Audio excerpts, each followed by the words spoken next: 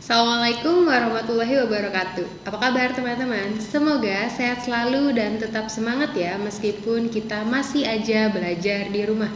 Di pertemuan sebelumnya teman-teman sudah belajar tentang nutrisi. Kali ini kita akan belajar tentang organ pencernaan. Nah, sebenarnya teman-teman sudah pernah belajar loh tentang organ pencernaan ketika teman-teman saat SD. Sekarang kita akan membahas organ pencernaan lebih detail dan lebih dalam lagi. So, be ready ya.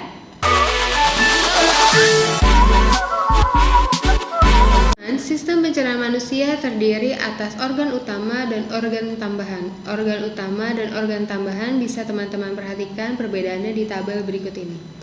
Pada organ utama, ciri khas utamanya adalah organ-organ tersebut dilalui oleh makanan, sedangkan organ tambahan tidak dilalui oleh makanan. Nah, organ utama terdiri dari mulut, kerongkongan, lambung, usus halus, usus besar, dan anus. Organ tambahannya terdiri dari hati, pankreas, lidah, gigi, kelenjar ludah, dan juga kantung empedu. Nah, keduanya baik organ tambahan maupun organ utama sama-sama berfungsi untuk mencerna makanan secara mekanis dan secara kimiawi. Kita akan bahas dari organ awal mula makanan masuk, yaitu mulut. Di mulut ada gigi, lidah, dan juga kelenjar saliva atau kelenjar air liur. Air liur kita mengandung enzim tialin atau enzim amilase. Ingat ya, cara bacanya tialin, bukan petialin. Nah, enzim amilase ini berfungsi untuk mengubah amilum menjadi maltosa. Sedangkan gigi berfungsi untuk menghaluskan makanan, dan lidah berfungsi untuk mendorong makanan saat proses penelanan. Nah, berarti kalau begini di mulut terjadi dua macam pencernaan ya teman-teman, yaitu pencernaan kimiawi yang dilakukan oleh enzim tialin, sedangkan pencernaan mekanisnya dilakukan oleh gigi. Setelah dari mulut, makanan yang telah halus atau disebut dengan bolus akan bergerak menuju faring. Faring merupakan suatu saluran yang berada di belakang mulut. Nah, faring ini tersambung dengan kerongkongan. Ayo, tahu nggak apa nama ilmiah dari kerongkongan? Jawabannya adalah esofagus ya teman-teman. Kalau laring, nanti kita belajarnya di sistem pernafasan. Nah, di esofagus ini terjadi suatu gerak, yaitu gerak peristaltik, gerak meremas dan mendorong bolus menuju ke lambung. Bolus akan masuk ke lambung setelah melalui esofagus. Di lambung akan terjadi dua macam pencernaan, yaitu pencernaan kimiawi dan pencernaan mekanik. Pencernaan kimiawi dilakukan oleh getah lambung. Getah lambung tersendiri tersusun atas asam lambung atau nama lainnya adalah HCl, enzim pepsin, dan enzim renin.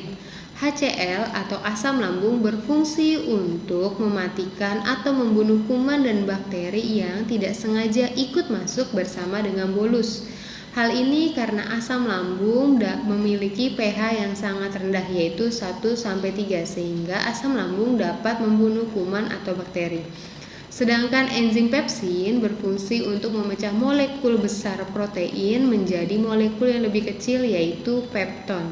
Dan enzim renin berfungsi untuk memecah protein yang ada pada susu menjadi kasein.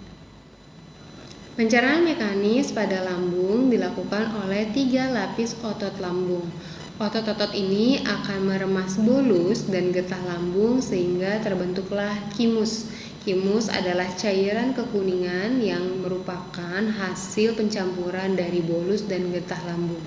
Nah, kimus sendiri akan dialirkan sedikit demi sedikit ke usus halus. Perpindahan kimus dari lambung ke usus halus dibantu oleh suatu otot yang dinamakan otot sphincter. Otot ini bekerja seperti keran. Ketika sphincter terbuka, maka kimus akan masuk ke dalam usus halus. Ketika otot sphincter menutup, maka kimus akan dihentikan agar tidak mengalir ke usus halus. Proses pencernaan pada lambung biasanya berlangsung selama 2-4 jam. Setelah dari lambung, kimus akan masuk ke usus halus. Usus halus terdiri dari 3 bagian, yaitu duodenum, jejunum, dan ileum. Duodenum merupakan usus halus pertama yang dilalui oleh thymus. Pada duodenum terdapat saluran lain yang menghubungkan kantung empedu ke duodenum. Nah, saluran ini berfungsi untuk mengantarkan cairan empedu dan getah pankreas ke duodenum. Cairan empedu sendiri berfungsi untuk menetralkan thymus. Thymus kan awalnya berasal dari lambung ya, dengan pH yang asam yaitu 1-3. Sedangkan cairan empedu itu pH-nya basa 7,5 sampai 8,5. Nah, ketika cairan empedu yang basa bertemu dengan thymus yang asam, maka akan terbentuk thymus yang netral. Thymus yang netral ini akan mempermudah kerja getah pankreas, yaitu kerja enzim-enzim yang ada pada getah pankreas. Selain menetralkan thymus, cairan empedu juga berfungsi untuk mengemulsikan lemak sehingga lemak akan lebih mudah dicerna nantinya. Satu cairan lagi yang juga masuk ke duodenum adalah getah pankreas.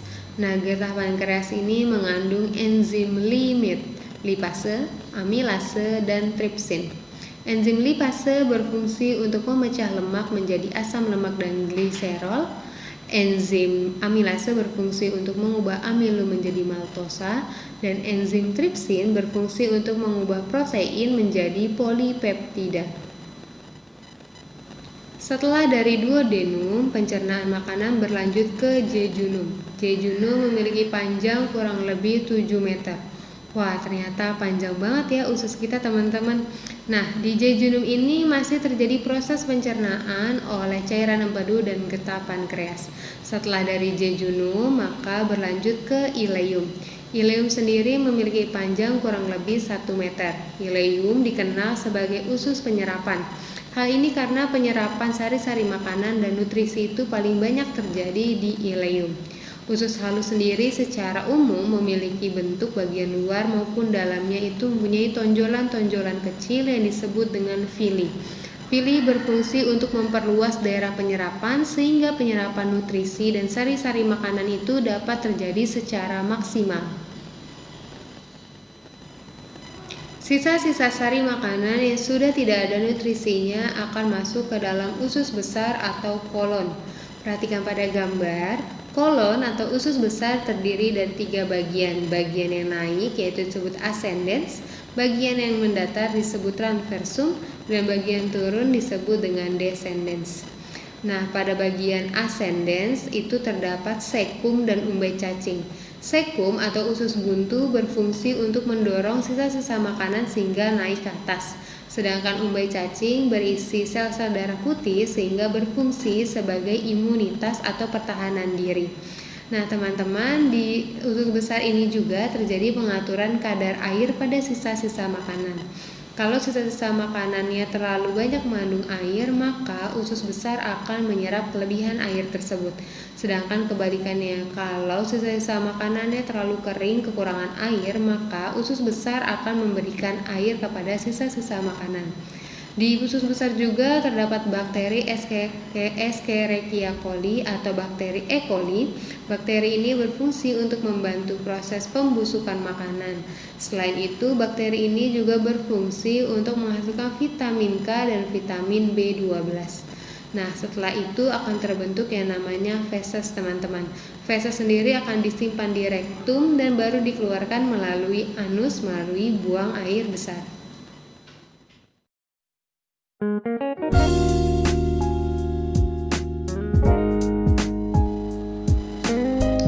Nah, teman-teman, dari mulut sampai ke anus tadi merupakan proses pencernaan yang terjadi di organ utama.